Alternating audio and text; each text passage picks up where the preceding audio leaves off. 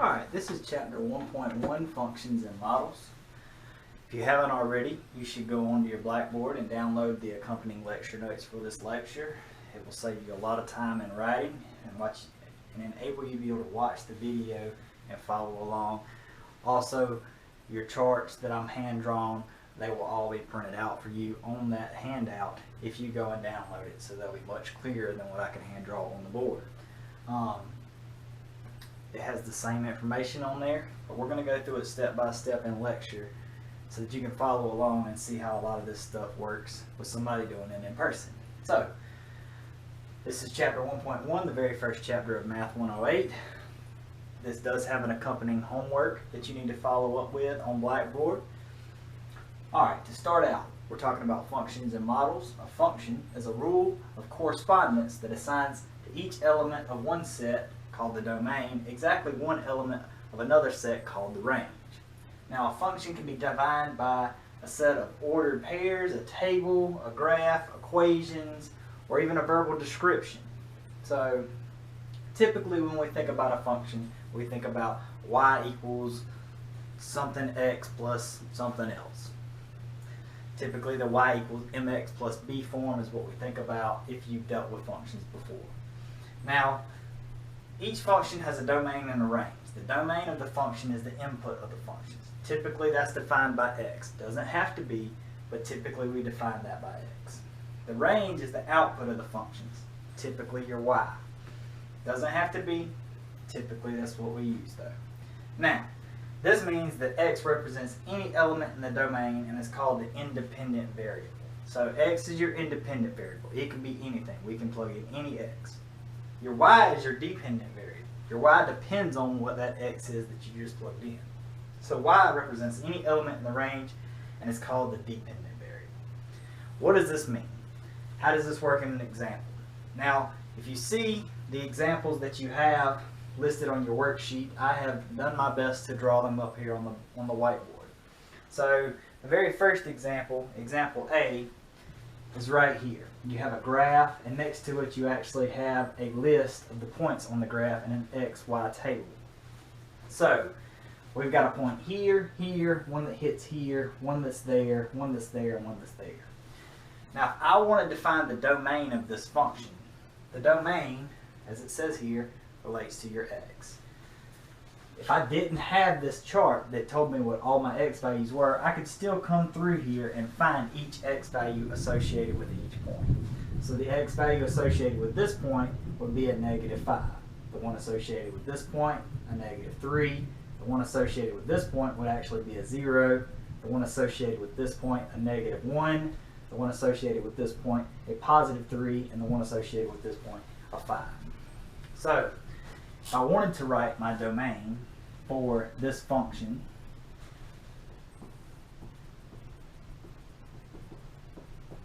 it would be the set -5, -3, -1, 0,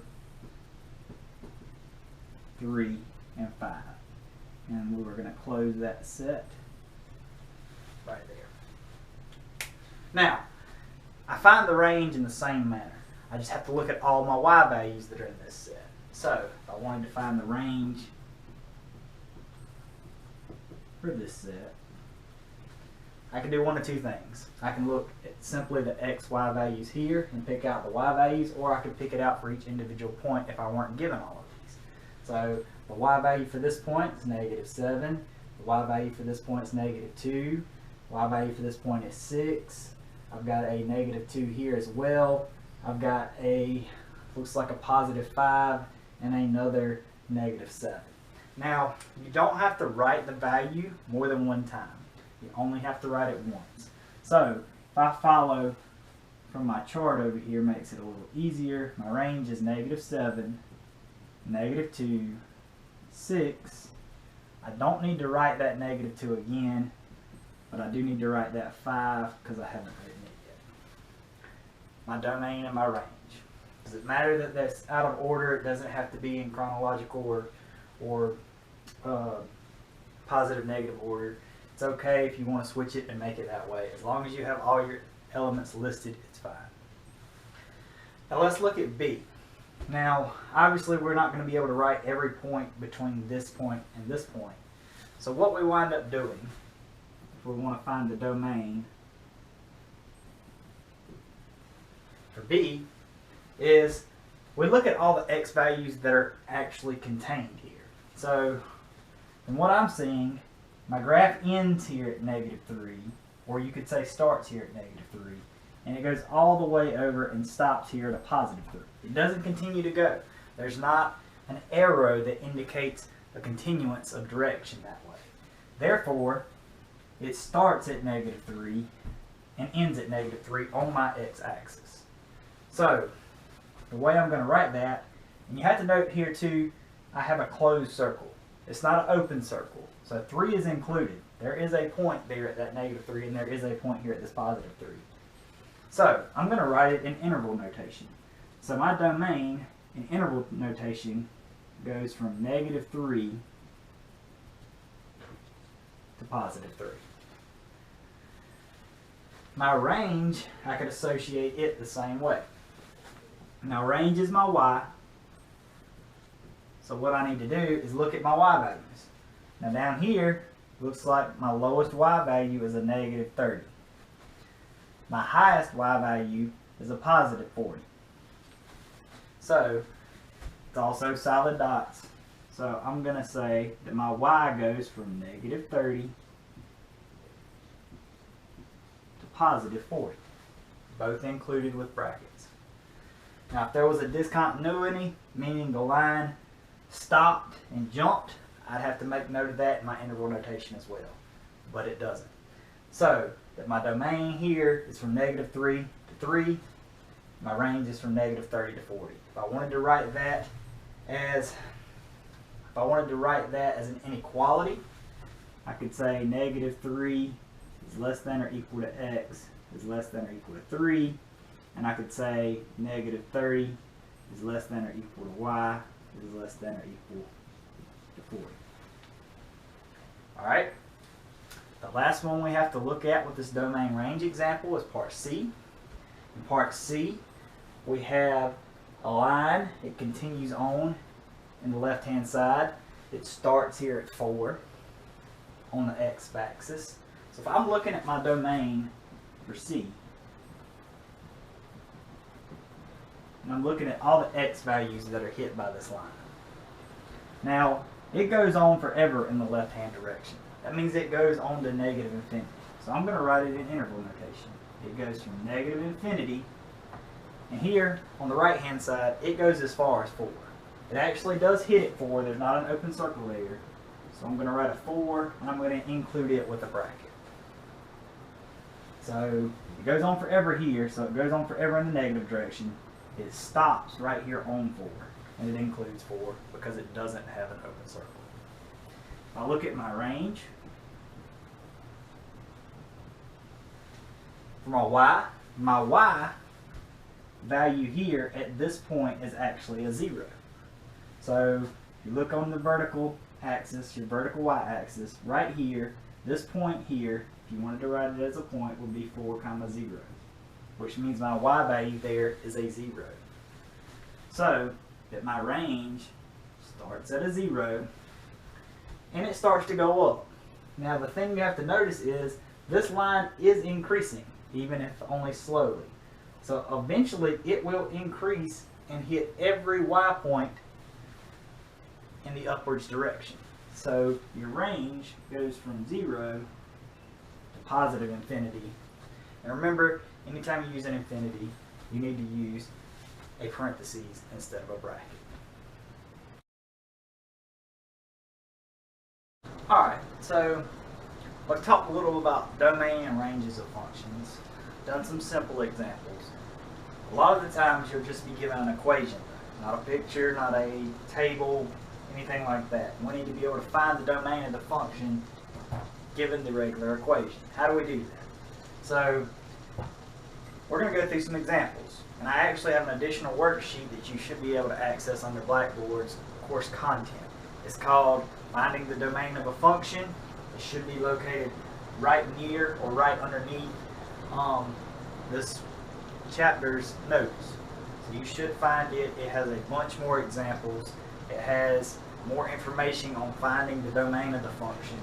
It has the answers on the very back of it so that you can work through a whole bunch of examples and familiarize yourself. I'm going to go over 4 examples. I'm going to leave the rest of those examples to you. If you have any questions at all about any of those examples, please reach out, contact me, email me, let me know. I'll try to figure out what the disconnect is and help you out there. But let's look at these examples. So, with these examples, what you're going to want to look at when you're finding the domain of a function and you're just given the equation are places where the equation could have some problems. Square roots. You know, when we take the square root, the things that we can't take the square root of are negative numbers. We can't have a square root of a negative. We can't have a 0 in the denominator. Those are your 2 big ones. So essentially what we're checking is, okay, is there any numbers that are going to mess this square root up and cause us to have a negative in the square root, or is there anything in the denominator that can cause that denominator to be 0? If it is, the x, the domain, your x, cannot be whatever numbers cause it to do so. So, I'm looking at this first one. I've got a square root. Okay? This square root can't be negative. If it's negative, I don't have a real number. So, we want everything inside of this square root to be greater than or equal to 0. I can take the square root of a 0. Perfectly fine with that. So what I'm going to do is take everything underneath this square root, and I'm going to say I need that to be greater than or equal to 0. If it's greater than or equal to 0, everything's okay. Now I simply have to solve this inequality equation. So I'm going to add my 8 to both sides. So I get 4x is greater than or equal to 8. Next thing I'm going to do, divide by 4 on both sides so that x is greater than or equal to 2. Now, that's it. That is your domain. This is my domain. As long as x is greater than or equal to 2, I have no problems with this equation. That's my domain. If I want to write it in interval notation, all I have to do is say, okay, it's equal to 2, so I need a bracket, and it goes to infinity. There's the domain of the first one. The second one, if I look at it, we could have a problem with the square root, but on top of that, we could have a problem if it's also a 0, because I can't have a 0 in this denominator. So, this square root of x minus 4 cannot be 0, and whatever's inside this square root cannot be a negative. So if I put those two together, that means that x minus 4 has to be strictly greater than 0. See how I got there? So the denominator can't be equal to 0, so instead of it being greater than or equal to 0 like it was here, I have to take off the equal to sign. Because if we have a 0 in the denominator, it just doesn't work. And my square root can't be negative, so it has to be greater than 0. Now if I simply solve this equation, I add 4 to both sides, x is greater than 4, I have my domain. If I want to write that in interval notation, it's not equal to, so I'm going to use a parentheses. And I'll simply write it parentheses 4 all the way to infinity in my parentheses. Now I've got an example over here. I've got y equals the cubed root of x plus 1 plus 3x to the 5th. Now, there's a root here, but it's a third root. Now, if you don't have a whole lot of experience with roots other than square roots, you might want to take a second and think about what the third root is. Okay, a square root, think about the square root of 4. The square root of 4 is plus or minus 2. The square root of 16 is plus or minus 4. The square root of 9 is plus or minus 3. The cubed root means the complete opposite of cubing something, right? We're taking it down by a power of 3 rather than increasing it by a power of 3. So if I cube negative 1, I'm looking at negative 1 times negative 1, which is a positive 1, times another negative 1, which is a negative 1. Therefore, negatives do not impact the cubed root. So I can take the cube root of anything. I can take the cube root of a negative number. Cube root of negative 1 is just negative 1. Cube root of 27 is 3, negative 3. So depends on if it's positive or negative. Cube root of negative 27 is negative 3. Cube root of positive 27 is 3. So negatives do not impact the cube root.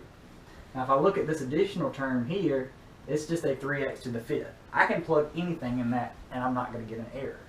So I can plug any number I want to in this equation and not get an error. Therefore, because of that, I can plug anything in. That means my domain here is anything. So negative infinity to infinity. It could be any number. And that's how I write it. If your domain can be anything, write it in interval notation as negative infinity to positive infinity. Now my last example that I have here on the board for now, y equals 2 over 15 minus x. Obviously what I need to be concerned about here is this denominator. I cannot let that denominator equal 0. So 15 minus x cannot equal 0. So all I'm going to do, solve for x. So I'm going to add x to the other side so that 15 cannot equal x. Okay, so that's technically my domain. X is not equal to 15. X can be anything but 15. If you wanted to write that in interval notation, you'd write that as negative infinity to 15 union 15 to infinity.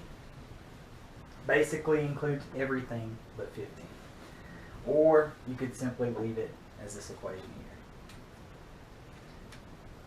That is finding the domain of a function using an actual function rather than a table or a picture. Alright, so next thing we're going to get into is testing for functions. So we've got something called the vertical line test. You've probably heard of it before. The vertical line test says a set of points in a coordinate plane is the graph of a function if and only if no vertical line intersects the graph at more than one point. So let's look at a few simple examples and then we'll look at a little bit more of a complex example that you have actually on the notes that you should be following along with. So if I look at this example, I have this line here, blue line, on my x and y coordinate plane. Now if I draw a vertical line anywhere, it only ever hits one point. If this vertical line that I draw only ever hit one point as I draw them, then it passes the vertical line test, and therefore it is a function. So this first one is a function. Why? Because it passes the vertical line test.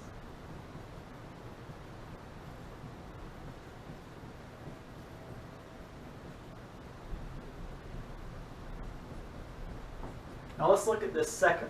The second function is a little different. Now I can draw a vertical line over here, it hits one point. But as I come closer, here I hit 1, 2, 3 points. That's not allowed. So this one is not a function because it fails the vertical line test.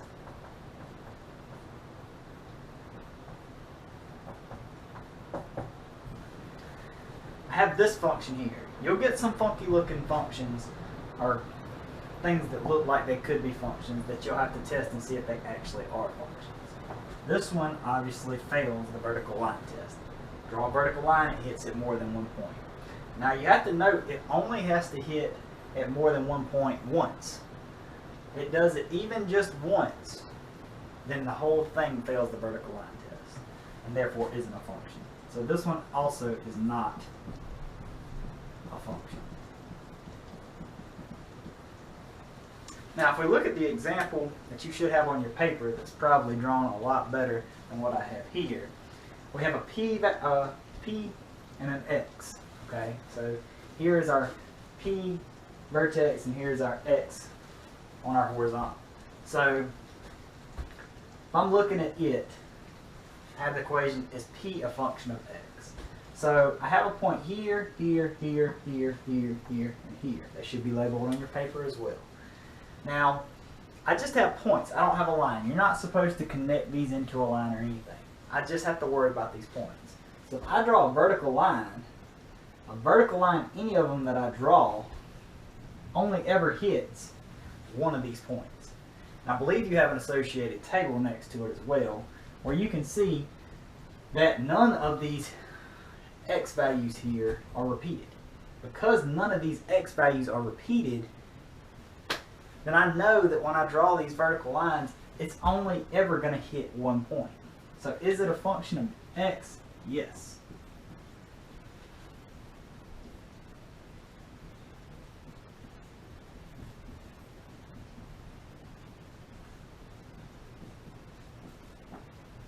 So why? Because no X value is repeated. Or you can also say it passes the vertical line test.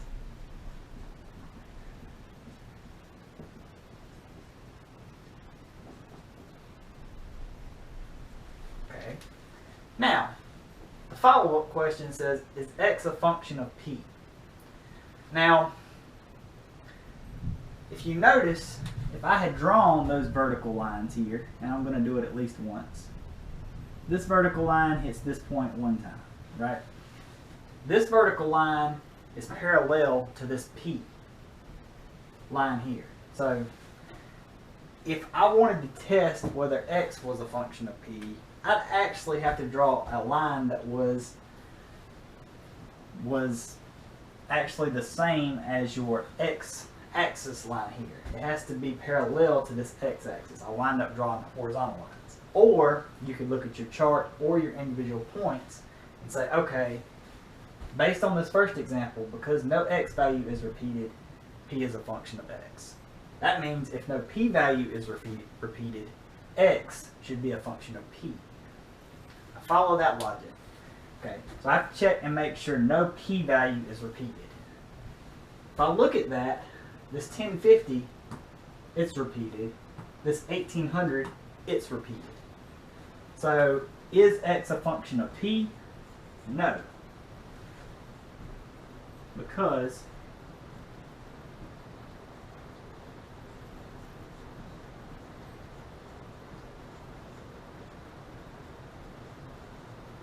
the P values are repeated.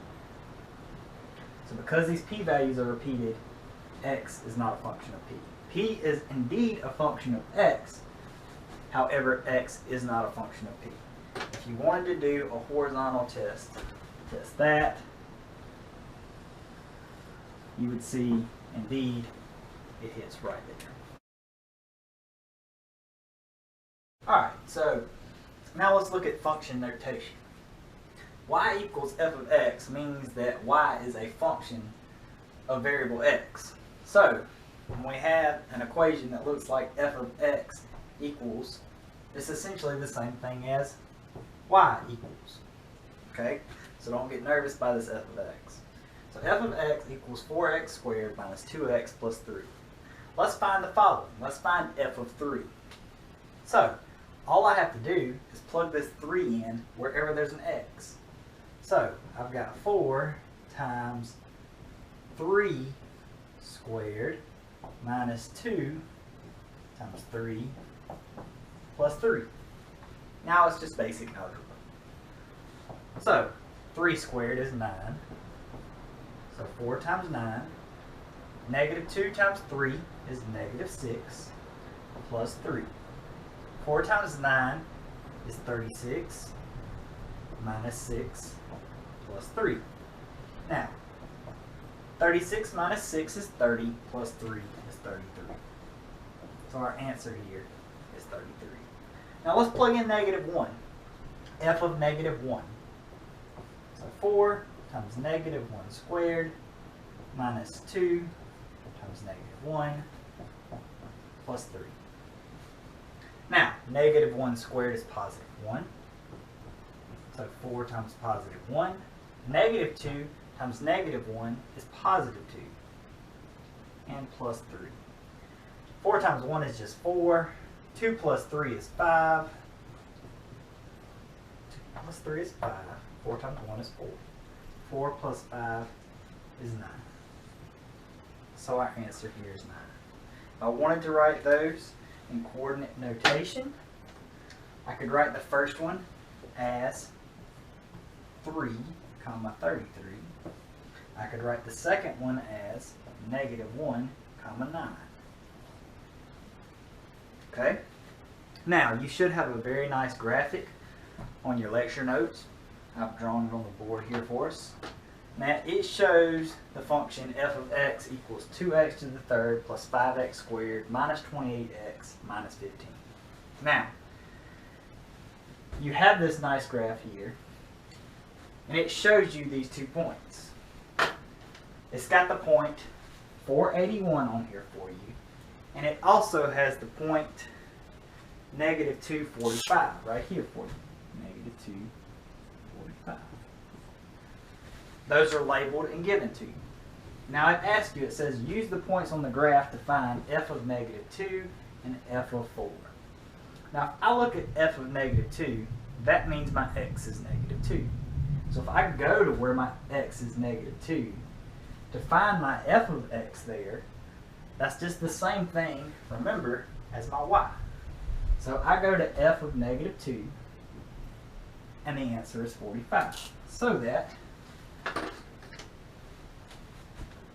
f of negative 2 simply equals 45. I have to do no math, no algebra. I can just look at my graph. Now, same thing with f of 4. So, f of 4, I go to x equals 4, and it hits up here at 481. All I have to do is choose my y value right there at 4. So my answer is 81. Now, that's the easy way. We have the equation as well. So what we can do is we can use the equation to find both of these. So, if I'm going to find f of negative 2 using the equation, that means I need to plug negative 2 in here for every single one of these x's. So 2 times negative 2 to the third plus 5 times negative 2 squared minus 28 times negative 2 minus 15. Now, negative 2 to the third, you're looking at 2 times 2 is 4 times 2 is 8. So negative 8. Negative 2 squared is a positive 4. So I've got 5 times 4. Negative 28 times 2 would give me a positive 56. And then I have a minus 15. Now, if I can continue to simplify, 2 times negative 8 is negative 16. 5 times 4 is 20. 56 minus 15 should give me 41.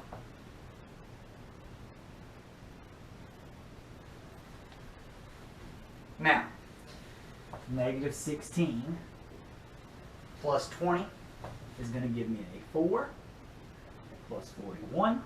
4 plus 41 is simply 45. Exactly what we have here. Now, let's go ahead and validate f of 4.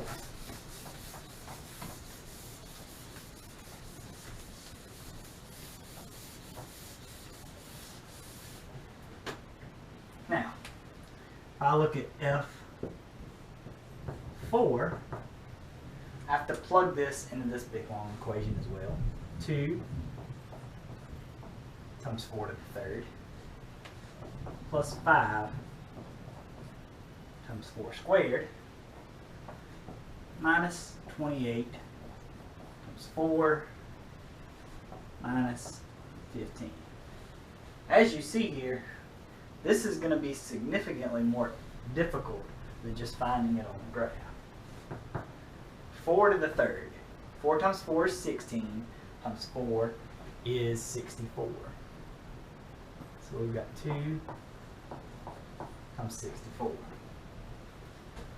Alright. Now we have 4 squared, 16.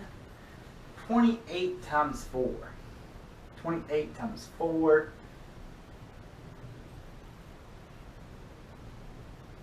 I believe that would be 112, but we can check.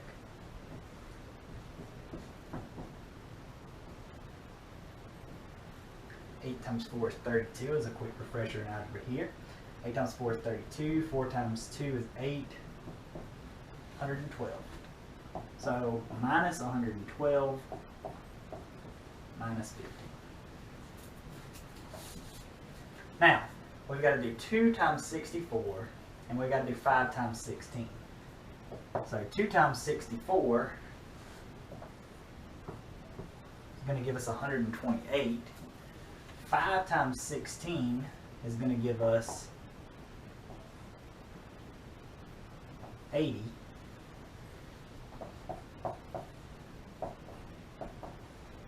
Now, I have to combine this, and hopefully it'll give me 81. So, 128 plus 80 winds up giving me 208. 112, negative 112 minus 15 should give me minus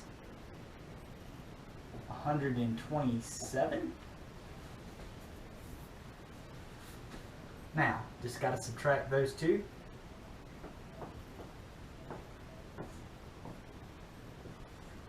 And that indeed does give me 81.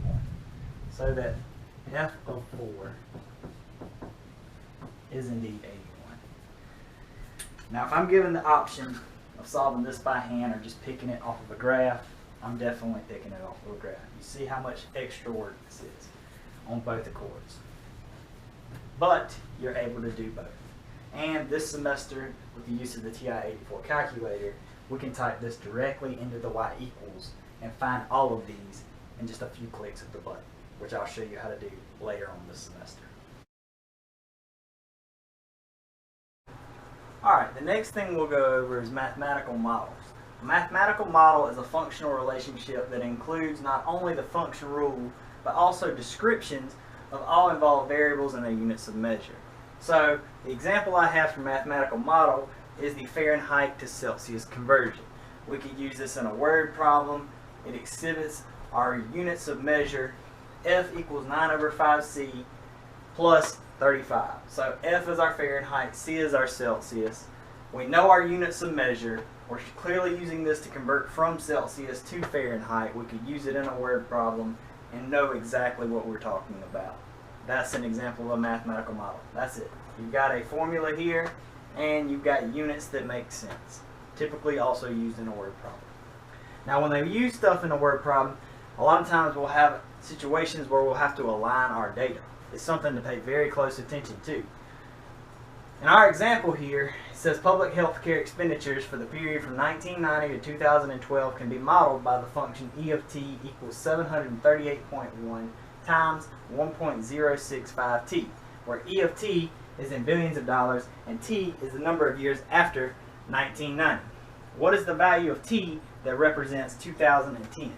So all we really have to do here is take 2010 and subtract it from 1990.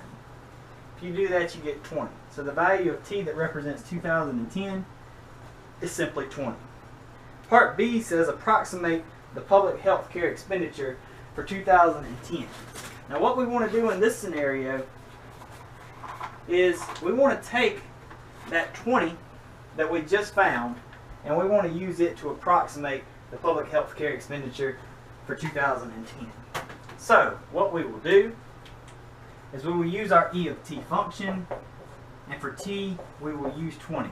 So E of t equals 738.1 times 1.065, and we will raise that to the 20th power. Now, this class requires you use a TI calculator. You can simply go on your TI calculator, we'll let this clear, and we'll simply type in 738.1 times 1.065 raised to the 20th, and we will get 2,600.80, etc. So that our answer here that we will use for B will be 2,600.8. We will round to one decimal place. Typically, your question will use and specify a particular number of decimal places to round to, so please watch for that in your instructions as well. Also note here, if we wouldn't have correctly aligned our data, we would have wound up using 2010 instead of 20, and we would have gotten an answer that would have been clearly off from what it should have been. So it's something you really need to watch for.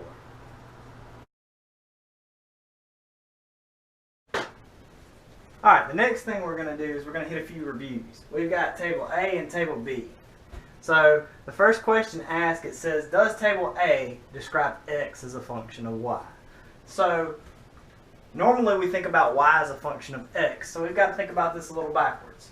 So in order for X to be a function of Y, our Y's can't repeat. Because we have repeating Y's, X is not a function of Y. So does Table A describe X as a function of Y? No, because Y values repeat. Specifically, the Y value that repeats in this case is 9. Question number 2 says, does Table A describe Y as a function of X? That means that our X can't repeat. So here, if I'm looking at it, none of our X's repeat. It's okay that our Y's repeat in this case, as long as our X's do not repeat. Our X's do not repeat, therefore Y is a function of X. So yes, because none of the X values repeat. And if we were to graph this, it would also pass the vertical line test. Number 3, does Table B describe X as a function of Y? So X is a function of Y. Recall, that means that none of my Y's can repeat. So if I look through here, I don't have any Y's that repeat. So yes.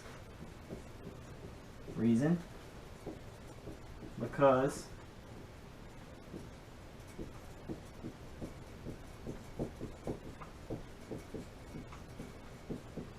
none of the Y values repeat. Now number 4, does Table B describe Y as a function of X? That means I can't have any X values that repeat. If I look here on Table B, none of my X values repeat. So yes. Because none of the X values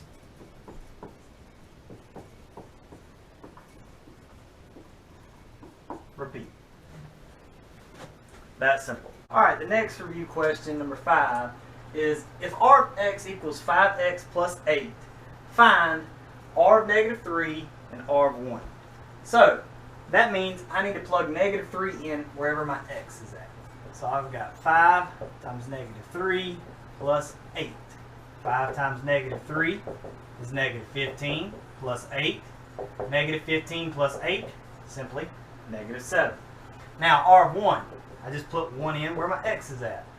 5 times 1 plus 8. 5 times 1 is 5 plus 8. 5 plus 8 is 13.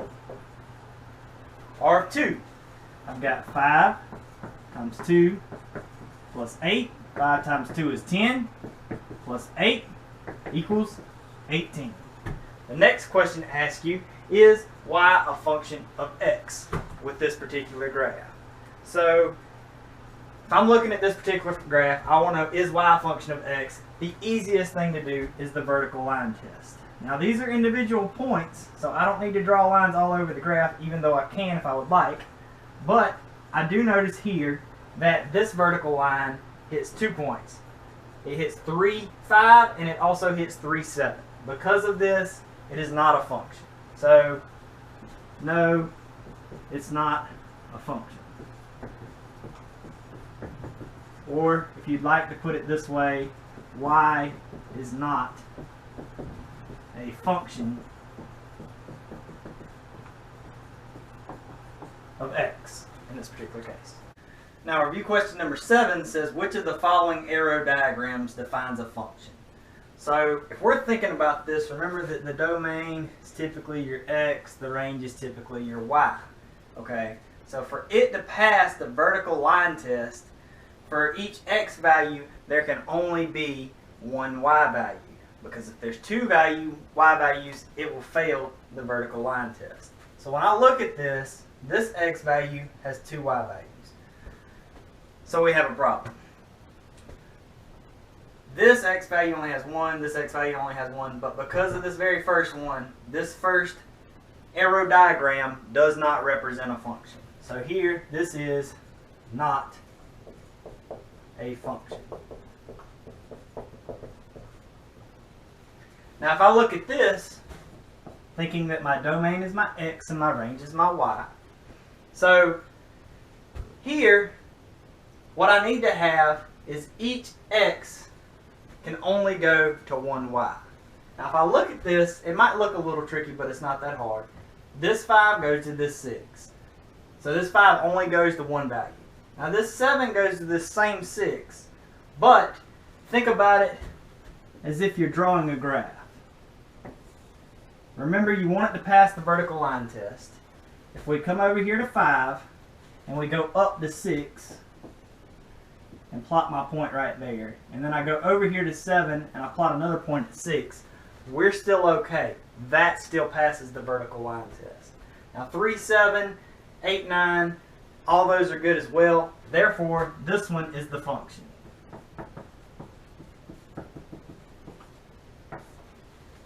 That would be the one I would choose. Number 8 says if a model has inputs aligned so that x equals the number of years after 2000, what inputs will be used to represent 2015 and 3,437? So, we're talking about years after 2000. That would mean that 2015 would need to be subtracted from 2000. If I do that, the x value that I would use to represent 2015 would simply be 15. If I did 3,457, I would need to subtract that from 2000, in which case I would get 1,457, and that is what I would use as my x value to represent 3,457. This concludes Chapter 1.1. You should be able to now complete the homework associated with Chapter 1.1. After doing what you can with Chapter 1.1, please continue on with Chapter 1.2 and the associated homework for that. You will probably want to print out the lecture notes for Chapter 1.2 before you continue with it, as with all the other chapter and chapter lessons. All are available on Blackboard. If you have any questions, feel free to email me and let me know about this particular chapter. State that in your email. Say, I have a question about Chapter 1.1, and then list your question. That way I'll know what your question associates with. Thank you for watching.